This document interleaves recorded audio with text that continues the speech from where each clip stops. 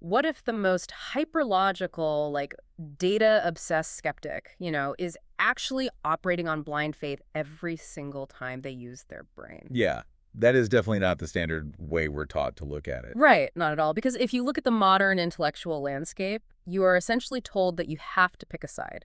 Like in one corner, you have the realm of science, data, logic, and reason. Sure. And then standing across this, massive, unbridgeable chasm is religion, belief, and faith. They're either a resident of the logic tower or you're looking out the window from the faith tower. Right. It's treated as this very rigid zoning law of the human mind, essentially. Yeah. The assumption is just that these two ways of interacting with the world absolutely do not mix. Exactly. But what if that divide is just, well, a total illusion?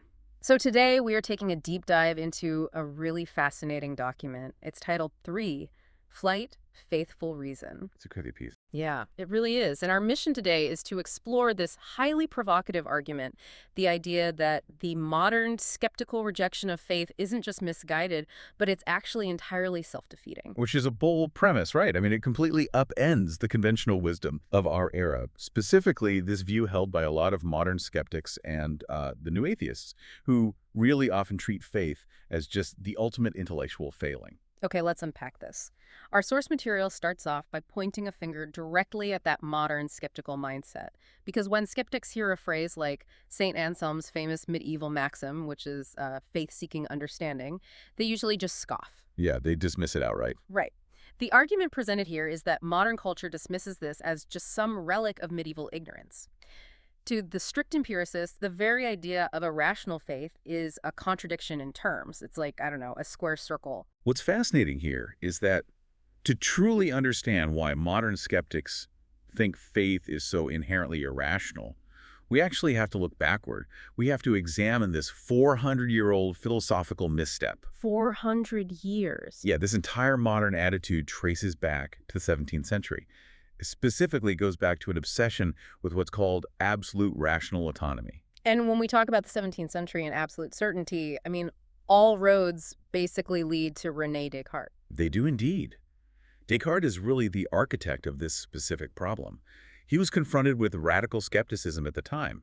Thinkers who were basically claiming that human beings are fundamentally wrong about reality, that absolutely nothing can be known for certain. Okay, but normally if someone claims the whole world is an illusion, the burden of proof is on them, right? Like if you tell me the sky is green, you have to prove it. I don't have to prove it's blue. Exactly. But Descartes did something radical. He took the burden of proof entirely upon himself. He developed his famous method of doubt. Oh, right, where he doubts everything. Yeah, he systematically strips away everything he could possibly doubt. His senses, his memories, the physical world itself. He just keeps chipping away until he reaches what he thinks is this unbreakable bedrock, which is the subjective intellectual certainty of his own thinking. I think, therefore I am. Precisely. So he tries to reconstruct the entire edifice of human knowledge entirely independent of external reality, based solely on the indubitability of his own mind. So he essentially locks himself inside his own head. I like to think of it like a security guard sitting in a windowless room just staring at a bank of closed-circuit monitors. That's a really good way to picture it. Right, and the monitors are your senses, so sight, sound, touch. The text actually compares this to Plato's allegory of the cave, treating thought as just this shadowy projection.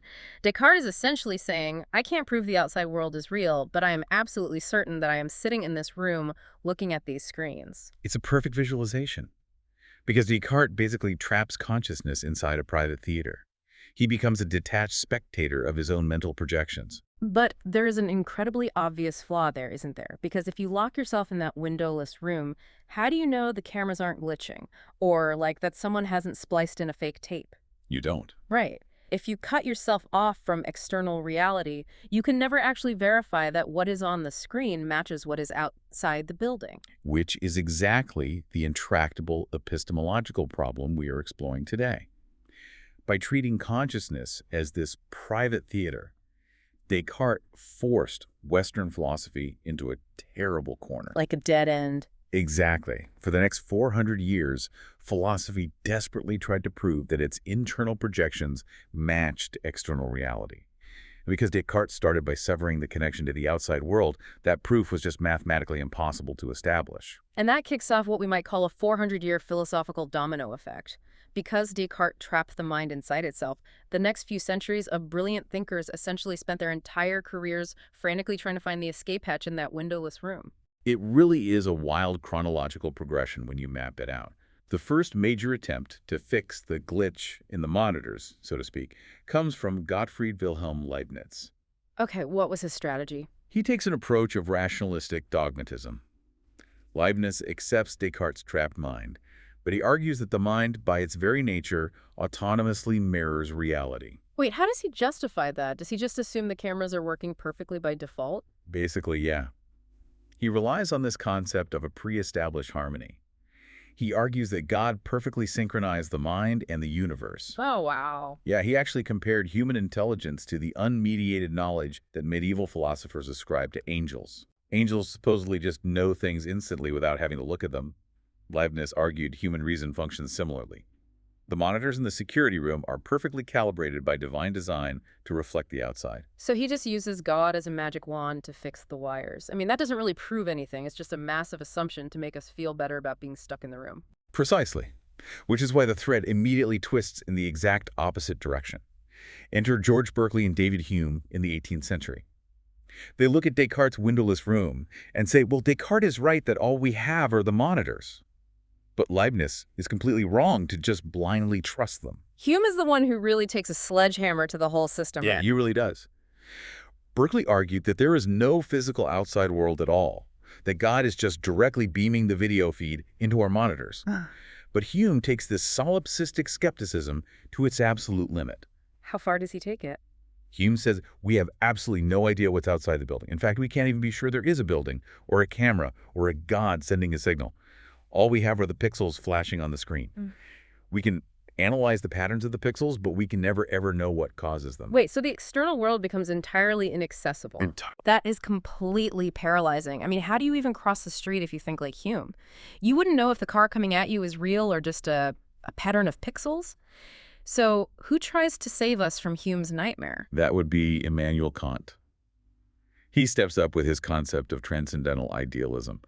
Kant tries to thread the needle here. He says, okay, Hume is right that we can never know the raw reality outside the building, what Kant called things in themselves. Right. But, he says, we can achieve indubitable knowledge about how our monitors operate. Wait, I'm lost. If Kant says we can't see the real world, only our mind's operating system, isn't he just agreeing with Descartes? How is that a solution? We are still stuck in the room. It is a brilliant pivot, but you're right, it doesn't get us out of the room. Kant argues that our minds have built-in, fixed structures, categories like time, space, and causality. We can only process data through these structures. Okay, I think I see where this is going. So, to use your metaphor, Kant is saying we can't look out the window, but we can write a perfect, flawlessly accurate manual for how the security monitors process video feeds. We know the software inside and out, but the raw, unformatted reality outside remains forever hidden behind the code. Oh, it's like wearing permanent virtual reality goggles. You know exactly how the digital interface works, but you can never take the goggles off to see the actual room you were standing in. Exactly. And because that still leaves us divorced from reality, Georg Wilhelm Friedrich Hegel eventually comes along to try and just smash the VR goggles completely. He developed a philosophy of objective spirit. Okay, so how does Hegel tackle the windowless room? Does he finally find a door? He tries to argue that the distinction between the room and the outside world is an illusion. Hegel argues that thought and reality are not two separate things trying to align. They're actually developing together as a single, unified, unfolding process of consciousness. That sounds incredibly complex and maybe a bit exhausting to study, but mechanically, does that actually fix the broken cameras? Or does he just declare that the walls of the room don't exist? The latter, essentially. And this is really why his system collapsed.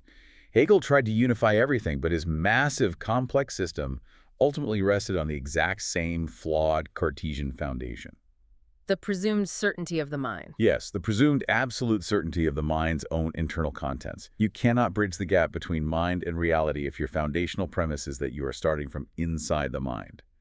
Because the foundation was cracked, This grand attempt at absolute rational autonomy just caved in on itself. And the aftermath of that collapse is basically the fragmented modern world we live in now, right? Our sources point out that this centuries-long failure cleared the way for the positivists and their strict scientism. Right, the idea that only hard, measurable science is true. Exactly. And it gave rise to the existentialists who just embraced the sheer absurdity of a disconnected life, and the postmodernists celebrating rational nihilism where no objective truth exists at all. So what does this all mean? We just ran through 4 centuries of arguably the smartest people in human history. Did these brilliant thinkers genuinely not realize they were building on a flawed foundation? Why did they keep tugging at this specific doomed thread? That is the crux of the argument here. They shared one fatal underlying premise. They all implicitly rejected St. Anselm's ancient insight that all reasoning begins with a posture of faith. They just refused to accept that human rationality is inherently subject to and reliant upon reality. They wanted to be the masters of their own domain. Like they wanted to generate truth purely from their own intellect. Yes, instead of trusting reality's ability to disclose itself to the mind, they chose absolute rational autonomy. But to have absolute autonomy, you have to buy into Descartes' private theater. Yeah. You have to lock yourself in the security room so you could be in total control of the monitors. Right. And as we've seen, once you lock that door from the inside, the intractable epistemological problem ensures you can never confidently step back out. Okay, so if the Cartesian spectator model failed so spectacularly and basically led us straight into rational nihilism, what is the alternative? If the room is a trap, how do we leave? The material shifts gears here from critiquing history to actually offering a tangible solution. And it comes down to honest introspection about what consciousness actually is. Right. The alternative argues that consciousness is simply not a detached spectator depicting sensory impressions. It is not an awareness of representations or ideas just playing on a screen in your head. Here's where it gets really interesting. We bring in the philosopher Martin Heidegger, who described consciousness as being in the world. It's an unavoidable participation. To finally ditch our security guard analogy, the Cartesian view is like watching a live stream of the ocean from a dry, locked room. Right. But Heidegger's view is that you are already in the water. You are actively swimming. You aren't watching a projection of wetness. You are just wet. That is the crucial paradigm shift. Consciousness is a direct awareness of real things in which we are already immersed. And if we connect this to the bigger picture, to the concept of faith, this immersion relies on profound implicit trust. You have to trust that reality is genuinely disclosing itself to you. And it isn't just about trusting our physical senses either, right? Our sources argue that even the simple act of abstract reasoning requires this unspoken faith. Absolutely. Just moving from one thought to the next, like deducing A, therefore B, requires an implicit trust that your mind isn't just making up erratic, false associations. You have to have faith in a fundamental harmony between your consciousness and the true nature of being. Yes. You cannot scientifically prove that logic works by using logic. I mean, that is textbook circular reasoning. You have to trust logic before you can use it to prove anything else. Which brings us to a fascinating 18th century thinker, Thomas Reid, who completely flipped this dynamic on its head. He published a work in 1764 called An Inquiry into the Human Mind on the Principles of Common Sense. Reid is a brilliant addition to this debate. He directly takes on Descartes' way of ideas. Reid argues that our belief in the external world isn't something we rationally manufacture or logically deduce. As he beautifully puts it, this belief comes from the mint of nature. I love his argument here because Reid imagines a skeptic telling him that he should only trust reason and that he should throw out any belief not grounded in strict logic. Right. And Reid essentially responds, well, hold on. Why should I believe my faculty of reason more than my faculty of perception? He points out they both came out of the same shop. They were made by the same artist. If the universe gave me broken senses, why should I trust that it gave me a flawless brain for reasoning? That's a great point. Reid uses this to highlight what he views as a glaring hypocrisy in the skeptic's position. The skeptic doubts the eyes, but unconditionally trusts the invisible logic used to doubt the eyes.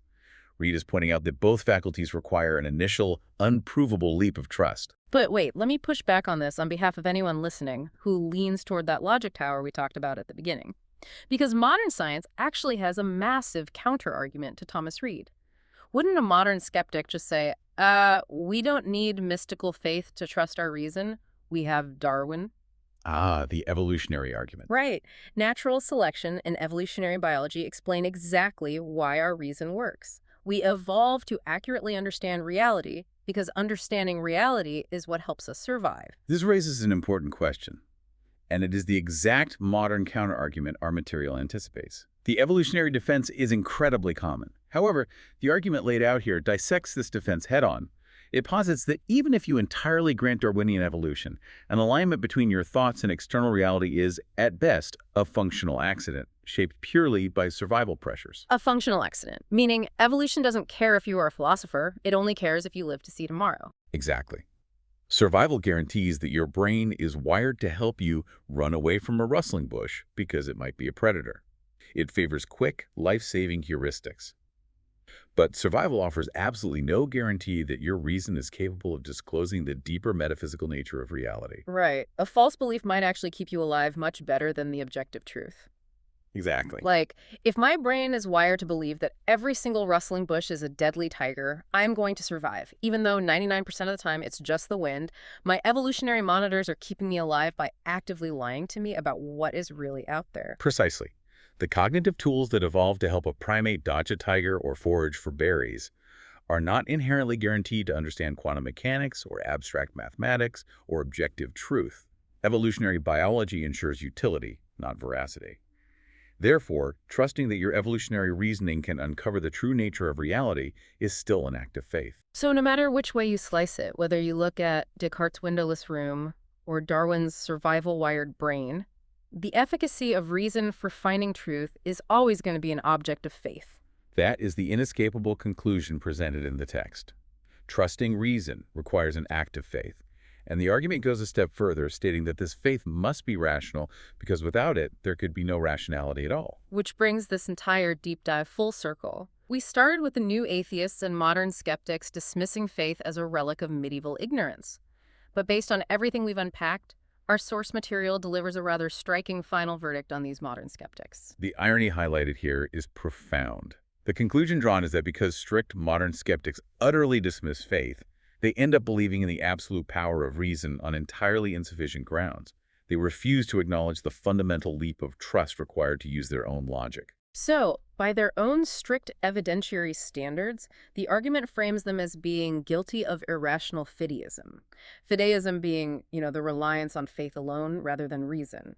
The critique is that they have blind, unprovable faith in their own reason, but they refuse to admit its faith.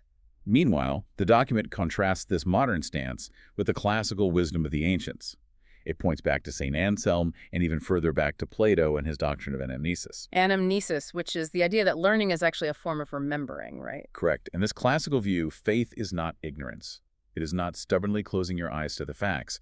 Rather, faith provides us with an inchoate, dim image of a truth we already somehow intuitively know through our unavoidable immersion in reality. Reason is the tool that then helps us bring that dim image into sharp focus to understand it more fully. Reason doesn't invent truth in a vacuum. It clarifies what faith first perceives. Faith seeking understanding. It's not a contradiction. It's an operating manual for the human mind. The skyscraper metaphor we started with, the logic tower and the faith tower separated by a massive chasm, turns out they aren't two separate buildings at all. The logic tower is just the top floor of the faith tower. You literally cannot build the former without the foundation of the latter. The foundational blocks are inextricably linked. You cannot reason without trusting the reality you're reasoning about. So I want to leave you with a thought to chew on as you go about your day. We've talked about grand philosophical theories, Descartes' windowless room, and centuries of debate. But let's look at the modern data-driven world you navigate every single day. We rely on algorithms to dictate our finances. We trust the strict methodologies of our sciences. We even blindly follow the routing software in our cars. We make daily high-stakes decisions based on the presumed absolute certainty of logic. But if our fundamental trust in logic and reason is actually at its core a profound leap of faith, an unspoken trust that the universe makes sense and that our evolutionary minds are genuinely equipped to grasp it, how much of our hyper-rational modern world is secretly built on an unprovable trust? Look around your life today. As you confidently rely on the mechanics of your reality, ask yourself, what other absolute certainties in your life are actually just built on a quiet, invisible foundation of implicit faith?